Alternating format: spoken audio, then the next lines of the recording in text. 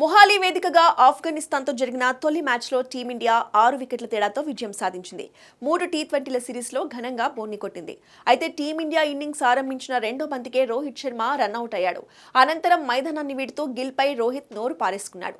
Match అనంతరం ఈ విషయం గురించి రోహిత్ స్పందిస్తూ అసహనంతో కోపంగా మాట్లాడాడని తెలిపాడు. ఉద్దేశపూర్వకంగా అనలేదని వివరణ ఇచ్చాడు. మరోవైపు కామెంటేటర్స్ ఈ విషయంలో రోహిత్దే తప్పు అని పేర్కొన్నారు.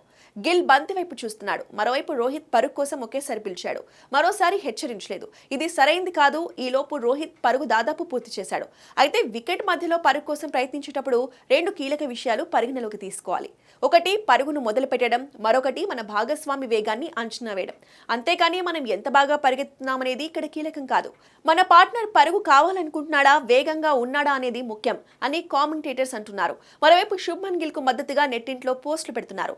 దీంతో గిల్ పేరు ట్రెండింగ్ లోకి వచ్చేసింది. అనవసర పరుగు కోసం రోహిత్ ప్రయత్నించాడని, అంతేగాక గిల్ ను తిట్టడం మంచి పద్ధతి కాదని కామెంట్స్ చేస్తున్నారు.